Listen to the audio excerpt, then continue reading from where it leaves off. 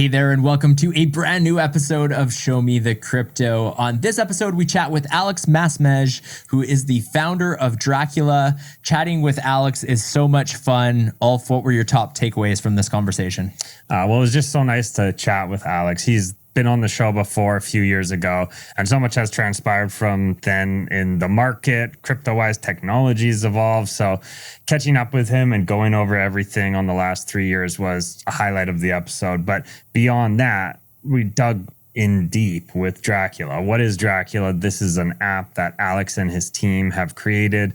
It's like Onchain TikTok for anyone interested in getting involved in crypto while using a social media platform like TikTok. So we dove into all the details there, how it works, why someone would use it. And we use it ourselves. It's a fun app to use. It's super fascinating. Those are some of the highlights. Yeah, really interesting. He told us that it's going to be coming to the App Store very soon, to Android phones eventually as well. Right now, it's kind of desktop mode, so there's more coming from Drakula. And what was fun with this conversation, why you're going to want to watch to the very end, is that there were some questions we asked Alex back in March 2021 where he had interesting answers. For example, we asked him back then what the most expensive NFT sale would be 10 years from that date. So from 2021 to 2031, his answer back then was $1 billion.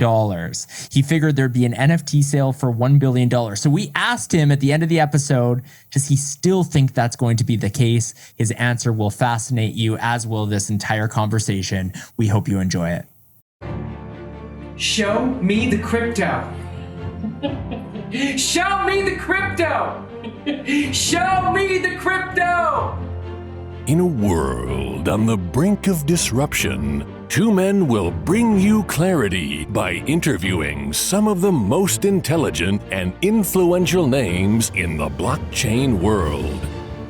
Welcome to Show Me the Crypto with your hosts, Wade Patterson and Ulf Lonergan.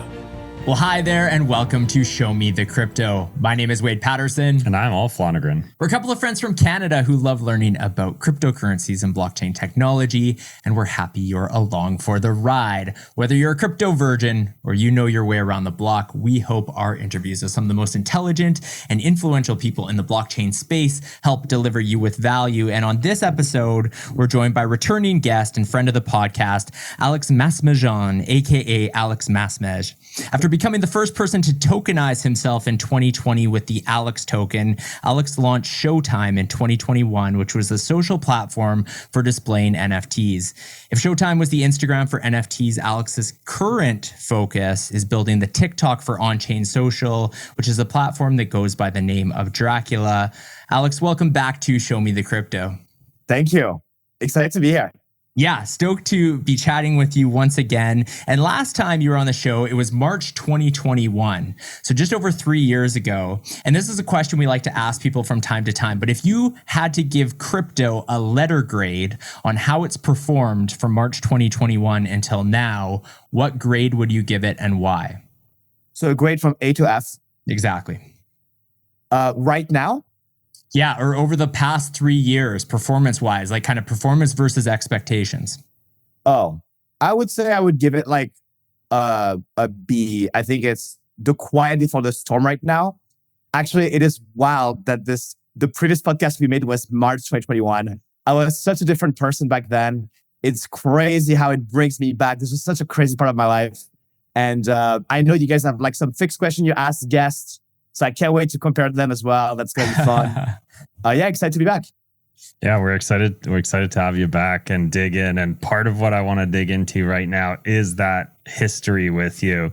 So last time you were on the pod, we were talking about Showtime.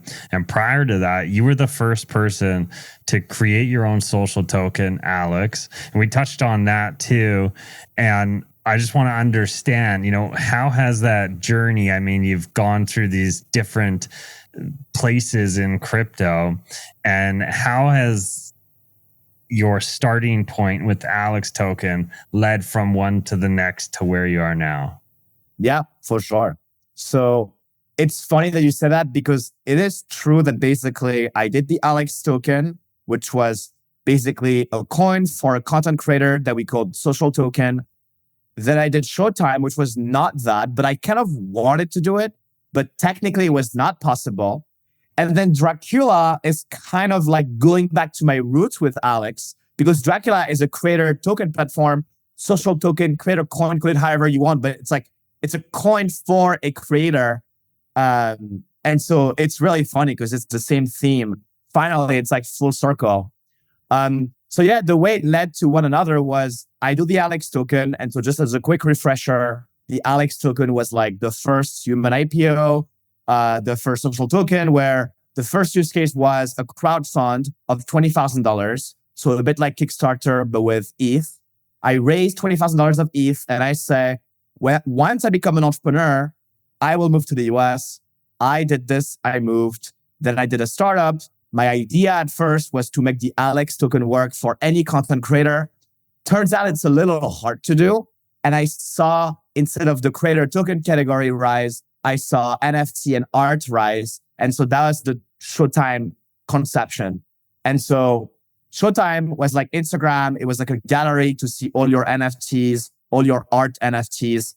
That was nice. And it actually blew up in March 2021, exactly when we recorded.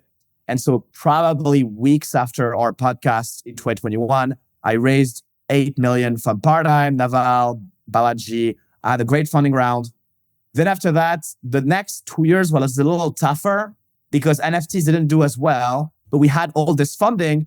And so we're like, we're not really particular about what exactly is the social format we want, but we just wanted to do something that would be a social media to enable more crypto adoption.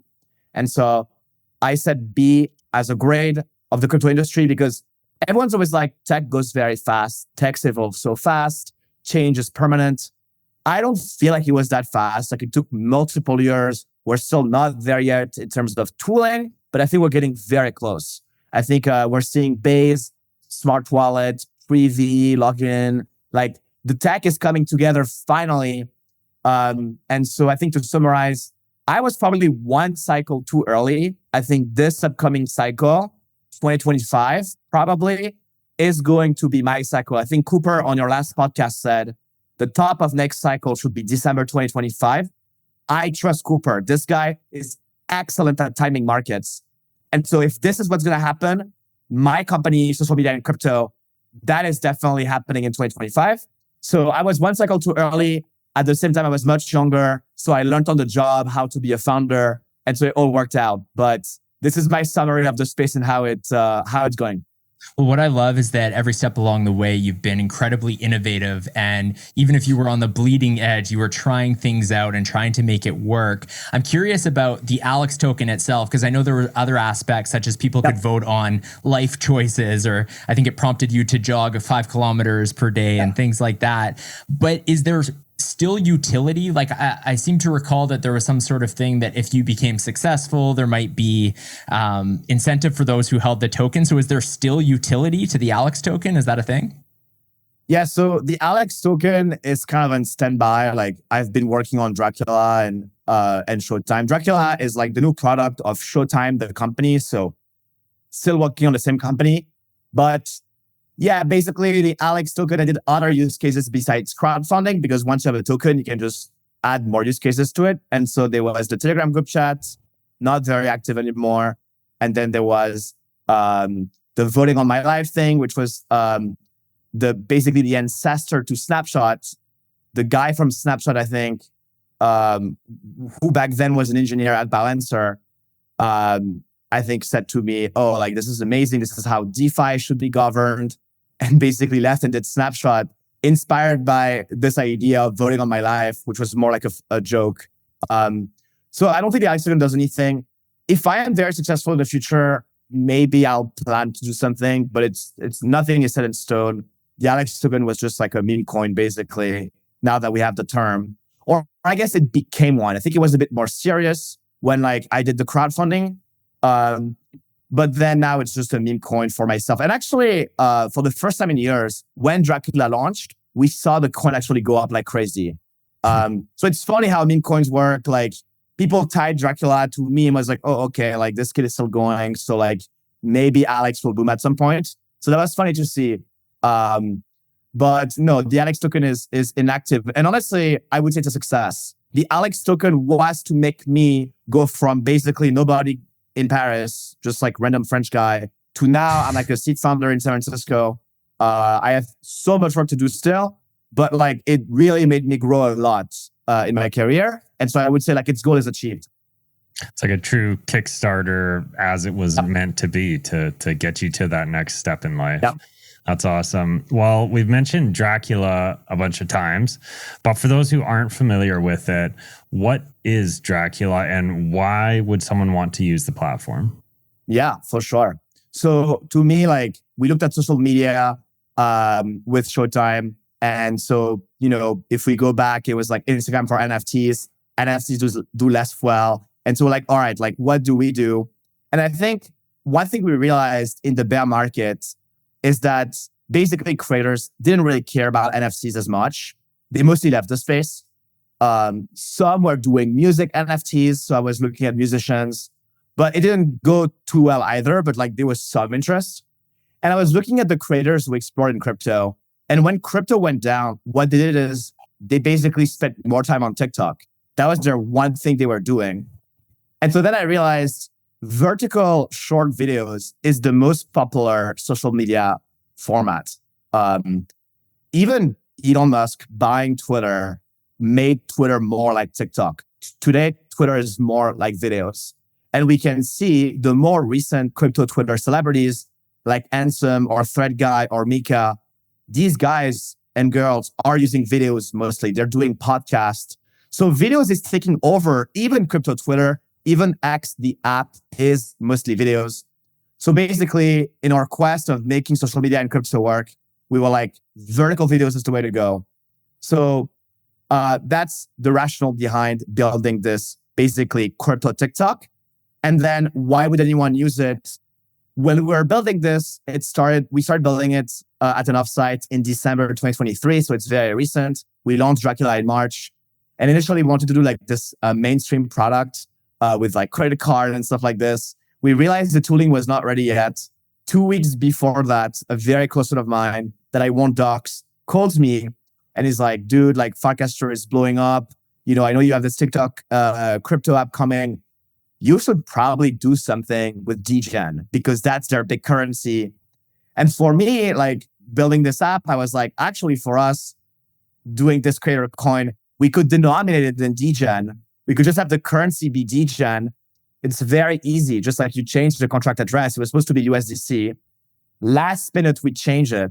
I asked for a grant from DEGEN, like the team at DEGEN, YesEC. And I say, hey, we're about to integrate DEGEN and target the Farcaster community for our crypto TikTok. And he's like, okay, great. Here's 20 million DEGEN, which at the time was $20,000. We launched the app and our app blows up on Farcaster. DEGEN, the coin, blows up on Farcaster. So overnight, we have like 40,000 users. The grant we have is worth like over $1 million. We make 40 million in volume, almost 1 billion DEGEN. And so that time, I think the answer to your question is DEGEN holders could speculate on Farcaster content creators. And it turns out many of them are doing videos. Ted, not Lasso, at Ted, like she is very known Farcaster and she is a prolific TikToker, but she doesn't have a big audience on TikTok. So like this was like the prime TikTok crypto app for crypto people. They could get more status. It's their community. And so people used it because they could speculate, they could watch, crypto videos. And so that's what Drakula is today. It's like a short video app that's Onchain. So you mentioned DEGEN there, and there's a few different elements, and I'm hoping you can break each of them down. So DEGEN you've already kind of talked about, but then there's also Drip, which my understanding is kind of like the point system. Yep. And then there's actually creator tokens as well for users of the platform. So what is each of those and what is the role in the ecosystem? Yeah, for sure. So basically, Drakula, you have creator tokens. As soon as you publish a video, we consider you a creator and we automatically create a token for you. The token is bought and sold with DEGEN. And then it's a bit like friend tech, which is every time someone buys, the price goes up. Every time someone sells, the price goes down. And every single trade, the creator makes, I think, 5%, and we, Drakula, make 1%. That's how it works. So creator tokens are a speculative thing for creators that are on the bonding curve, like the crypto term. And it's priced in DEGEN, which is kind of fun because your earnings went up a lot as DEGEN went up. And honestly, even today, like right now we're recording in summer 2024, crypto is down a little bit, but DEGEN is still enormously up compared to when we started. So that was kind of cool because it was like propelling the boom of DEGEN and giving it back to creators in a way, which was nice. There's like an article of Vitalik about it where like on April Fool's Day, very shortly after Drakula launched, Vitalik said, do not try to say markets are stupid. Markets are stupid. Try to like take their power and give it to people. And I feel like that's what Drakula did. Basically, Drakula took the DEGEN craze and gave it back to like the famous Warpcast content creators. So that was fun. Anyway, so a creator token is priced in DEGEN. We can speculate on content creators in crypto making videos. And then yes, Drip is just a point system. It doesn't have any use right now. It just quantifies how big of a user you are. So the more you use Drakula, the more Drip you earn. It was initially called Blood, but then we renamed it Drip to sound like more nice and less violent or sensitive. But so yeah, Drip is a loyalty point system. And right now we don't really have a plan to do anything with it, but it's a nice way to like quantify. So if you invite friends, you get more Drip. If you post videos, you get Drip. And so that's just what it is right now, just a way to quantify and incentivize usage of the app. So with Drip, will it ever potentially be a token? And since we're on the subject of all this, the names, Blood to Drip and Drakula, I also wanted to have just a follow-up question in regards to, you've been publicly speaking a little bit about potentially rebranding and coming up with presumably new names both for Drakula and potentially Drip as well. So maybe you can just touch on that also. For sure. So to answer your question around Drip, Drip could potentially become a token. I think Friendtech has led the way here where they've done a token and it was priced in Friend, their new product, which is I think like a group chat. So it's like a group chat not owned by one creator, but by a community. So they've done it, seem to have worked somehow well for them. So could be a good idea to do. We could do it. We are definitely open to it. I think it's a little bit early, and so I'm not sure. But this is definitely something we could see ourselves doing for sure. And Friendtech did it well too. It was like 100% community owned. We could potentially do something like this in the future, but honestly, no promises. The space standards are going to evolve, I think, by the time we do it. But yeah, this is a potential thing for us. We would love to do it. And then like the rebrand, basically, I think when I was looking at TikTok, I was like, wouldn't it be fun if we could vampire attack TikTok? I did a cast on Farcaster about it. I had maybe like 100 likes. People liked it. I talked to like some vampire attack engineers. Turns out they exist and like they are specialized in like trying to get Web2 data and incentivize people to verify their data and then like get into an on-chain platform. And so we had this very quick V1 name. Our goal was to stand out. We didn't want to do too much marketing or like too much branding work. So we had this quick logo we worked out on my t-shirt right now of like just Drakula thanks. But yeah, I think like if we are to in 10 years get 1 billion users, probably we would need to become a bit more mainstream appealing by then. But I would say the need is not crazy pressing. I think we can scale to 10 million users with this kind of weird name. And it's fine. But it is something we've been thinking about. We could potentially do even like a light rebrand, like another low effort brand, but that is a little bit more like positive and maybe like the logo is green and not red or something. So we've been thinking about names, but it is definitely early. And I like Drakula. It's a fun name. How many users are currently on the platform? So I think in total in the past 3 months, we have had, if you count Privy, which is like the sign-in crypto tool we use, we've had 50,000 users join the platform. Obviously now, like crypto has less attention these days. I think there's like the presidential election. I guess Fully Market is like the one app that's doing really well for betting on elections. I think right now we have like maybe 5,000 people weekly and like 1,000 or 2,000 people every day. I would say though, like we have a very engaged creator group chat with like hard creators who are really like betting their stake on Drakula. So like if we blow up, they will also blow up. And they're very engaged. So actually it's funny, like our platform is like a big percentage is creators betting on there will be more users. And I would say the other thing that concerns you guys directly is a lot of podcasters are on Drakula. We've worked with Bankless to basically every month auto-scribe their TikTok videos. So Bankless has like their new videos on Drakula. We've done this for Laura Shin and other big podcasters too, Adam Levy and from the Mint podcast and others podcasts. So I do feel like crypto podcast is like a nice niche, especially shorts and clips. So that's also like the type of user we have. But yeah, so we have a couple thousand people. I do believe there's going to be a next big opportunity very soon for us and for the space in general. But right now we've done a good job with like the small podcaster crowd. In terms of announcements, I think it was last month or perhaps the month before, you had announced that videos would be auto minted via Zora.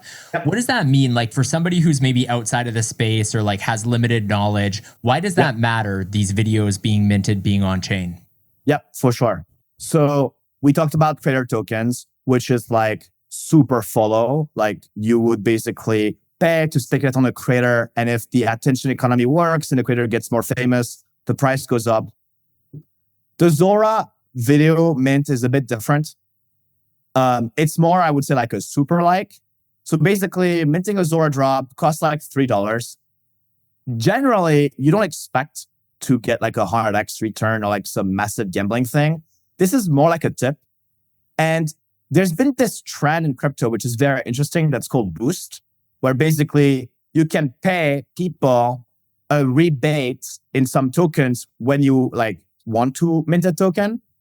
And so right now at Zora, I think it costs $3. I think there's a trend to make the mint on Zora 30 cents.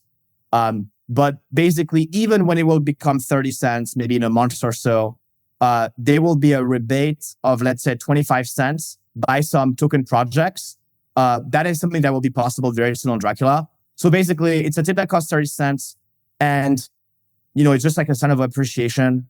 And people can incentivize it, saying, you know what, if you mint something for 30 cents, we can give you back 25 cents or maybe even above the price potentially if you hold some special NFTs or whatever. So it's just as a super like / tip. And the reason why token projects incentivize it is because this is an NFT we're talking about. And what's really cool is if a ton of people get to collect it, you can go viral on chain. And what I mean is if your collection gets minted a ton, there are websites, including wallets like Coinbase Wallet, which has 5 million users, that will show these are the popular NFTs. And so we launched this feature a month ago, as you said. And as an experiment, I did it myself. I recorded some like fun AI song I wrote. I just did like a fun video, or I hope it's fun. And then we went on layer 3, which is specialized in doing this. And we basically almost reimbursed people for minting for 5,000 mints. And then that NFT went number 1 on all the NFT trackers, Mint.fun, Coinbase Wallet. And so it resulted in 12,000. So 5,000 were incentivized. So like paid impressions, 7,000 were organic. And so we made a lot of money from the organic ones because it's like a tip of $3 every time. The video was shown beyond Drakula. It's not like TikTok where like no one sees you on Instagram Reels if you blow up on TikTok. A lot of people saw our video. And so that was nice. It made money. It could be the future of advertising, which is interesting because instead of paying, a platform, we paid people directly for like paying a tiny bit. So I think this is the future of like liking something and tipping. Minting, I think it's really fun and interesting. So that's what Zora is. It's a super like. You can subsidize it, and it can get you more distribution across all wallets that show the video NFT. So in regards to boosts, I think it's actually interesting subject to touch on. It is a little complex, perhaps, for those who haven't experienced it or tried it out, because it's one of those, to me, like paradigm shift mentality things that in the traditional world, again, if you think of it as advertising, it's just is not like the way advertising works today, because you would pay the advertiser and they would push it out in front of an audience. And like you said, this you're incentivizing the user directly. So your ad dollars just go directly to that incentivization. So it's just different how things are done. But I bring it up as a follow-up because Wade and I recently tried, we tried a boost for the first time. We had minted one of our podcast episodes, and then we boosted it to see how it would perform. And even for me, on the like understanding how it works side of things, because you're incentivizing a portion of it, you need to get the value out on the other end, which purely from what you're paying for in boosts really won't happen. Like you need that extra visibility to then come in and not necessarily go viral, let's say, but you need the benefit of the boost to be worthwhile from either like a brand awareness or exposure standpoint, or to get you then that attention elsewhere on another platform, get you trending, to then get those organic mints as well. So it is super interesting. I just wanted to mention that for anyone who's just hearing about boosts for the first time, something else to look into. But I did want to touch on Drakula in like, why is it not an app on your phone? Because to me, when I started using it for the first time, it just seemed like, hey, if this is the TikTok of, Onchain, then why does it not run on an app like TikTok? And I presume there's some technical difficulties there, perhaps, with how all that works. But can you explain, and will there ever be an app like on your phone that you can just go download from the App Store or whatever? Yeah. Oh, yeah. It should be approved any day now. Drakula app is coming very soon. So I think hopefully by the time the podcast is released, Drakula will be on the App Store. Today, there's the Drakula app. There's even notifications, push notifications. So you could have even like people minting your video and have a notification about it. We just launched it this week, but it's on test flights. And so test flights, it's like, the power user, like beta user for new upcoming apps. I think we have like 30,000 people on it. The limit is 10,000.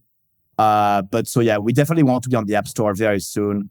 We don't want PWA, which is like this kind of hacky way of making mobile apps work. Like we are going to become an app on the App Store, just like TikTok.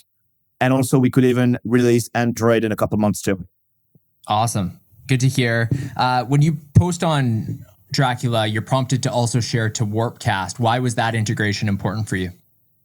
Yeah, so I feel like when we launched Drakula, the goal was to make us Farcaster aligned. Like this was the audience that we had. Like I am a little famous on Twitter from 2021 and the Alex token and Showtime, but Elon took over Twitter. Now Twitter is great, but I feel like it's quite different. I have not much engagement using crypto. In the meantime, Farcaster, I'm really doing great in terms of engagement. And so for us, it was very natural to target them. And so, as I said, the creator token, the super follow on Drakula, that's denominated in DEGEN. And another thing that we thought could be cool is what if we auto post the videos on Drakula on Farcaster? And Farcaster is actually not very video heavy. I think even Dan Romero and Varun, the founders of Farcaster, they're not really video guys. They're more text people. And so we thought we'd bring a nice, fresh, new type of content on Farcaster. And so we did this, and it auto-post the video, cross-post the video on Farcaster if you connect your Farcaster accounts. I think it's been a good feature. And it's also nice because I think you don't necessarily want to upload on many different services outside of Instagram and TikTok or YouTube. And so as a content creator, for us, it gives you an extra reason to go on Drakula. It's like you can post on Drakula, you will also post on Farcaster, and as of recently, it will also post on Zora. So it's kind of cool because Drakula is like, as a side effect, is like a tool to put your videos on all the Web3 apps at once. Love that. You know, it's interesting. We were talking to Cooper about kind of the Farcaster following and whatnot. And he said, similar to yourself, I mean, he has a large Twitter audience, but that didn't have the engagement, especially over the last couple of years. Who knows, you know, as price goes up, that might be re-engaged there, but that he's really focused on building that kind of on-chain social presence. This is something that's really interesting to me because on-chain social, although it wasn't called that back in the day, in 2016 was how I got into the space. It was a blockchain called Steemit, and basically it was a hybrid between Medium and Reddit in the sense people could upvote people's blog content, but there were problems with it, why it didn't work. One of the big issues is that it kind of took away from the authentic social media experience where people were kind of gaming upvotes, and it was much more self-centered in terms of, okay, I'm just posting this content because I want the rewards, and it kind of collapsed in that way. There were other issues as well.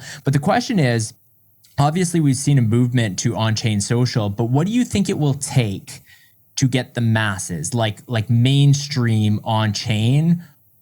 How long till that point, or will that point happen in your mind? I think that point will happen by next year. So sometimes in 2025. Yeah. I believe that there's two major blockers. I think one is UX. So crypto UX is still difficult. I think right now you have two choices. Either you do bring your own wallets, like connect Phantom on Solana or MetaMask, which to connect is easy if you have it because you know you have your funds already there. But then the UX kind of sucks in terms of like interacting in the app after you log in. And then there's the other one, which is you have a smart wallet, an embedded wallet, which is a little sleeker. The user gets into the app, but they have no funds. And so you then have to convince them to use some credit card. I believe, I'm biased, I really love Coinbase and Base. I believe Base Smart Wallet is pushing the boundary. And it's just being started. I think they just launched a month ago. They're not yet compatible with mobile apps like we do, so we cannot integrate them yet. But what Base Smart Wallet is going to do is they're going to give you your funds from the Coinbase exchange, from the Coinbase app, and the embedded sleek flow that you can use the app, no wallet interaction whatsoever. And so that's coming extremely soon. So I would say the UX is a big deal. So we're going to make it on the App Store. We're going to do this great Web3 UX with funding, but also with no wallet interaction. So UX is one big part. The second big part to me is tuning down speculation. I think Solana is great for speculation. There's a lot of great speculation with Pump.fun, and there's a lot of meme coins, and that's a cool thing. But I would say it's a local maxima. It's like, okay, we haven't done any app that's a little social. And so right now, even though it's a bit hard to understand, what we talked about Boost, to me, is a little bit closer to mass adoption because I'm a casual user. I super like something and I earn some rewards. Let's say a Nike token that gives me a discount in Nike. That is a guaranteed mini reward, like a mini discount or something. And it's not speculation. And so to me, that's interesting.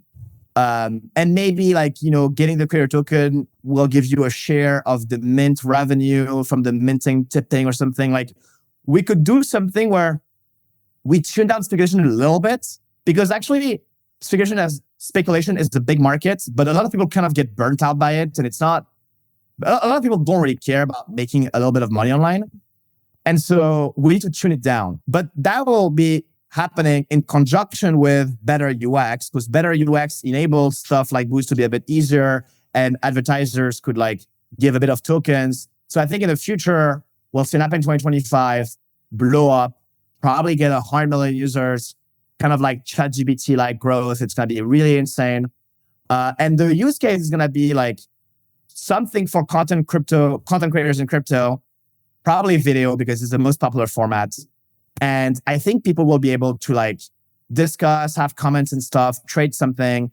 And there will be a lot of like mini games and discounts you can win. And you are sure to win this. So everyone makes $5 versus in the meme coin world, it's like you have a 1% chance to make 100x and no one really makes it. So tuning it down a bit, still making it financial, but tuning it down and better UX. I think that's happening next year. I'm very excited about next year, actually. I think there's another podcast which is called Good Game, which is very new, which I really love. I think it's the founders of Alliance DAO, the crypto accelerator. I think they understand this very well. UX is getting better, apps are going to go mainstream. And I think it's happening next year because the UX is not there yet, but very, very close. I think the base smart wallet, that's one of the last technological hurdles before mass adoption. And we are weeks away from this coming on mobile. I love that prediction. And I hope we're only a year away because I feel like we've been talking about this problem specifically for years and years. Yeah. Yeah. I saw like the Cooper podcast. It was so cool. Like you could feel like, you get a little tired. Like, it's been years and years now. And like, I say for me, like I've been doing this startup for years, but maybe it's like sunk cost fallacy. Like I should just give up, but like I don't because I feel like I'm too all in at this point. But I do feel like it's going to happen. It's really like, nothing. And then suddenly everything happens. I think this is definitely what's going to happen. And it's exciting because right now, even stuff that blew up in the past, like Farcaster, it's still always the same crypto people. I actually feel like 2025, this is going to be like 100 million users, totally new people, their first app, people who don't even know what Bitcoin is using the app. I think that's actually coming. And it's great because like it's going to finally make crypto like a real big industry. Well, I do want to just dig into this a little more because I can't help but be curious, given that it's like Wade mentioned with Steemit going back, like social on-chain social has been a concept since the early days of smart contracts, and it has been really difficult for it to take off. And as you're mentioning, there are many reasons for why to believe that we could be getting there, and maybe we're only a year away. But I'm curious when I think about it beyond, say, like the UX problem, there's maybe the other question around why would someone move to a platform just because it's on chain? And I'll answer it a little bit myself first, because I do think part of that answer might be, well, which audience are we talking about when we say going mainstream? Because the crypto audience is huge. Like there are big numbers in the people interested in crypto. And I do feel like there is a tendency for those who want to be on the bleeding edge and try out new crypto technology. And if it's got some hype around it, the masses, at least within our community, will move over. So I can see that happening. And I can see that then perhaps being the spark that lights the fire to, bring bigger adoption. But let's then step outside of that and talk about the masses who still, yes, they might get onboarded to crypto at some point. But if there is no speculation, because let's face it, speculation is what drives a lot of the crypto space. If there is no speculation aspect to joining, say, Drakula down the road, because you're not banking on a token price increasing to then pay you out or something like that, then why would I join and try Drakula if I'm not a big crypto guy over just continue using TikTok? Yeah. No, like 100%. At first, speculation will be the driver to get on these new apps. I think step one is, I think we basically did step 0 Drakula, which is getting Farcaster people to like Drakula. And like, it's been proven that they like it. I think Drakula is not too much of a video crowd, but like overall, they all checked out the app because of speculation. Second thing now with better UX is not going just after Farcaster, but going after any crypto content creators. So TikTok, Reels, Instagram, that's the next audience. And honestly, they are already doing on-chain social. Like when you see at Thread Guy, Iggy Azalea, all of these people, they're using Twitter, X, and Telegram. And on top of that, Pump.fun and all the other platforms, we just need to make them go one-on-one. And I think these tools are coming where we have, Drakula, we create a TikTok, and then there will be a trading element directly in-app. I think that's coming. And we will get these people. And then once we get these people, there will be more people on it. So it could be at least a couple million people that could be onboarded like this. I think once we're at that point, there could be an opportunity to tune down speculation, make it so that it's not just a pure attention economy, zero, fundamentals meme coin. And maybe it's like, okay, the super like from Zora actually gets back to the coin. So if you are a prolific content creators that gets advertisers to boost your token, you could have a revenue for your content business that people could invest in you with. And then I think that's like, a little bit futuristic, but then people who have like a reputation that don't want to go into the trashy meme coin talk will be like, all right, if I'm a content creator and I post videos consistently, I will provide revenue for my audience and I will share some of the sponsorship through this mechanism called Boost back to my token holders. And now we're seeing a more sustainable path to on-chain social. But I think I'm going a little bit too futuristic right now. I think getting crypto Twitter, getting Thread Guy, Ansem, Mika, all of these people to put videos on Drakula, to be able to speculate on their meme coins, that should be coming next year. And that will be a big theme of next year. And we can get millions of people on it and then tune down until we get 1 billion users. And I think eventually everyone will join, because if you're an advertisers, do you want to pay TikTok ads or do you want to directly pay your fans with something? Your money will just be so much better spent peer-to-peer directly to social media users versus paying TikTok and Instagram. So I think economically it makes sense for advertisers to move. And so that will make these platforms go very big. I love it. And I think that all makes a lot of sense. Thanks for diving deeper and going further into the future, because I think it's important to look at that when we're really getting into the weeds here about this stuff. One question that we asked, this was way back in March of 2021, and that was right around the time that Beeple sold the NFT for 69 million. Yep. We asked you what the most expensive NFT sale would be in the next 10 years. And you said $1 billion. Do you still think that's the case? And how has your thoughts on NFTs evolved? So I have one part of me which is like, that's crazy. I actually know Beethoven, who bought it for 69 million. Yeah, no one's buying that at that price right now, I think.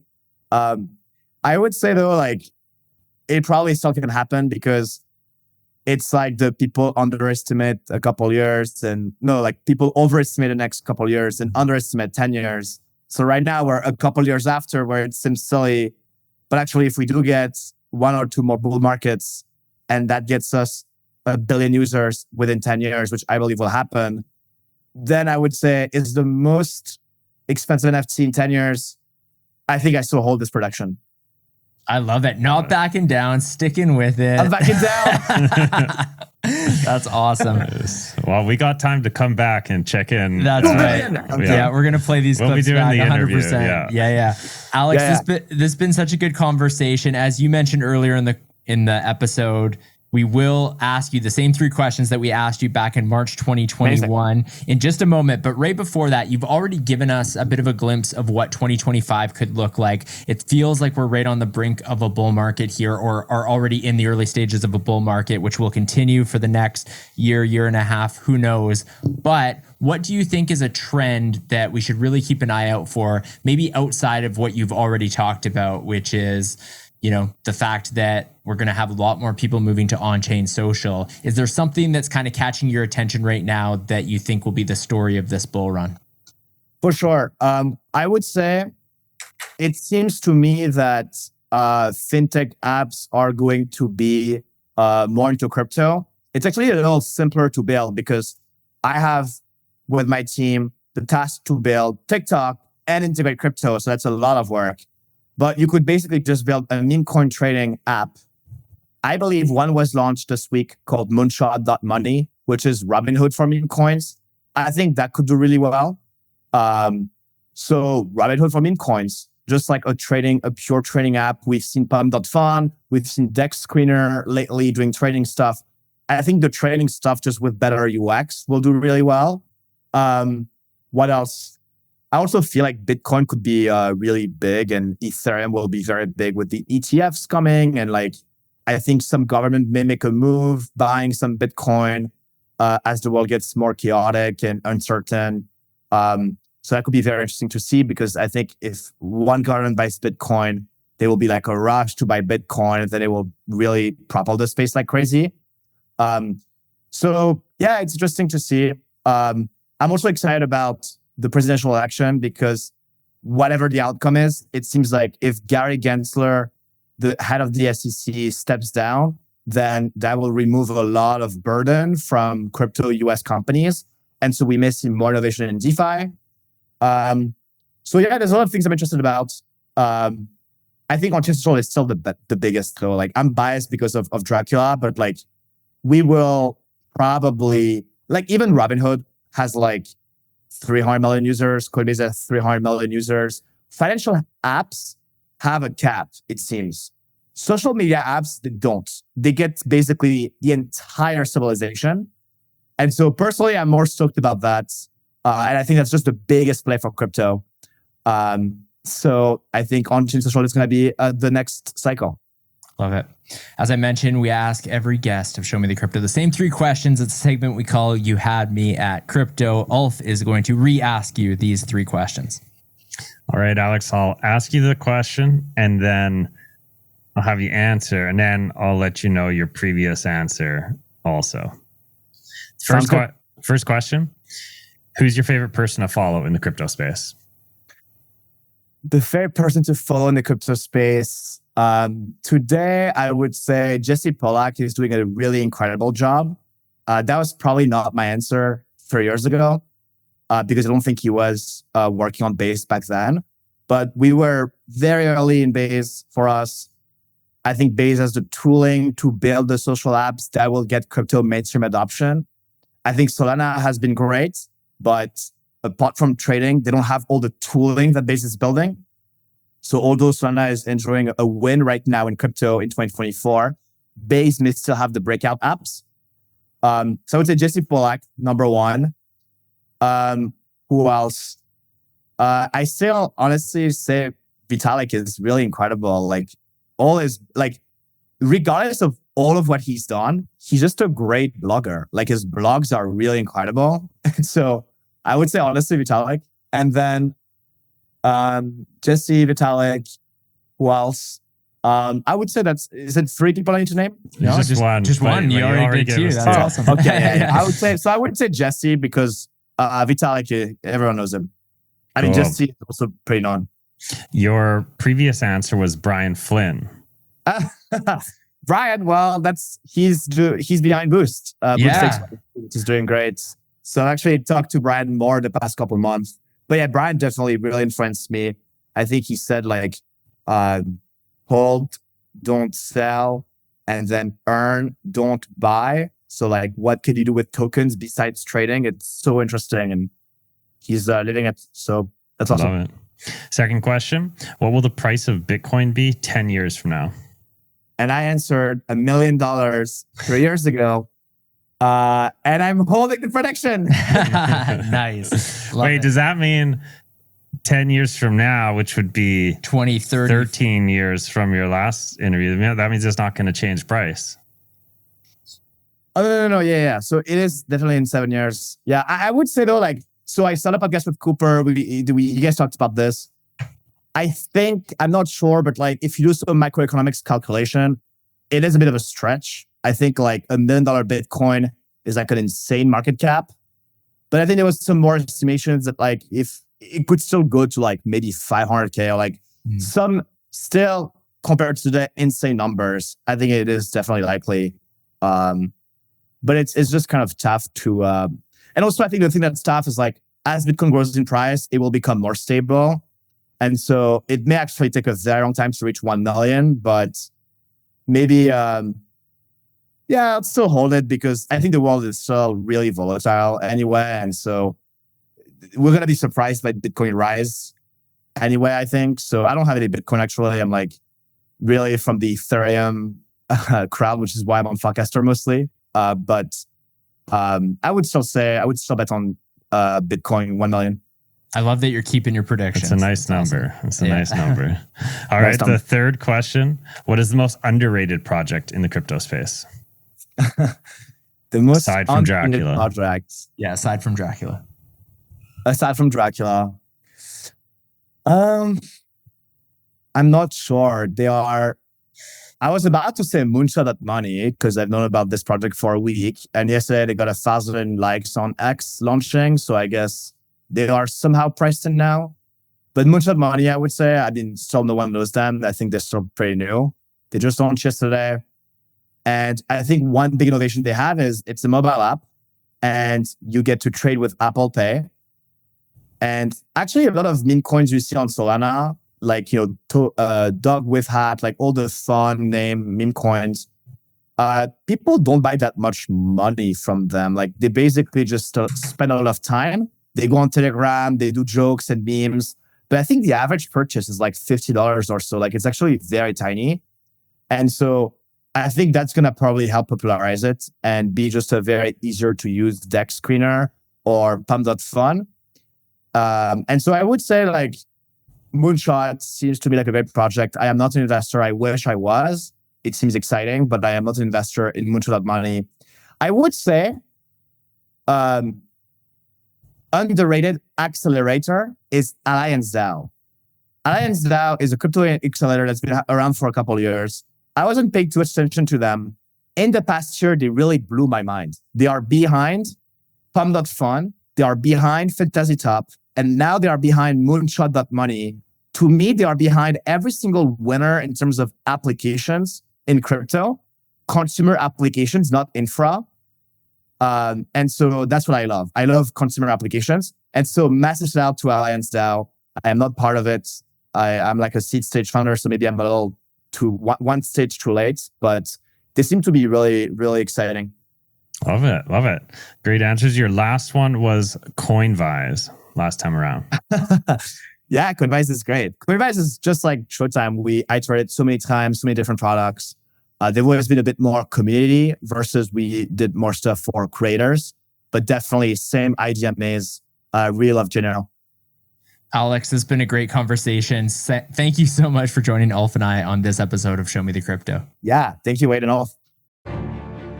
Thank you for listening to Show Me the Crypto. Please make sure to subscribe as well as rate and review this podcast.